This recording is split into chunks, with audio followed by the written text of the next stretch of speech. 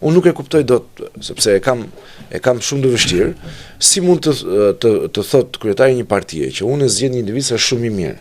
Po ti e zgjedh se është shumë i mirë, po ndërkohë baza se ka dëgjuar një herë të flasi. Opinioni publik nuk e ka dëgjuar një herë të flasi.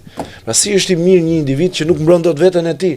Ore thonë publikisht, politika se ti e di shumë. Politika ka dhe aspektin publik. Ka dhe se mund të jesh njëri shumë i aftë si ekonomist. Po s'ka lidhje. Po nuk të voton njëri. Nuk të voton njëri. Pra, e pare duhet të jesh shfaq si njëri publik.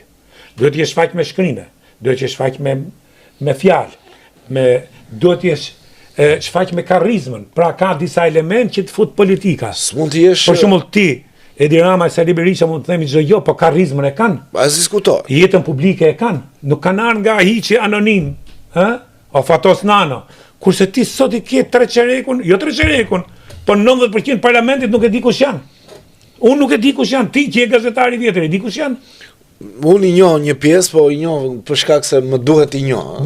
Po dakord, se për shkak. Madje me batut i njoh sepse do më thot dikush, i di emrat e ndonjë deputeti dhe dua që ti njoh që mos të dalë s'di emrat. E para, pastaj. Jo se kanë një interes ose ndonjë vlerë. Gjithë kjo ka prodhuar parlament me adju që është për turpe për faqja zezë.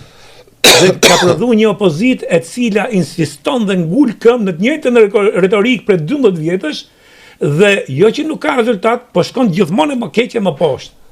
Ky është një tjetër problem, po pra jemi në një ditë e cila është deficitare politika me të rinj shqiptarë. Dhe kjo tregohet, po marr prapë si referencë Izraelin, meqense isha në një vizitë. Bëm një vizitë në Knesset, që është parlamenti i Izraelit. Gëlonte nga të rinjtë Malia.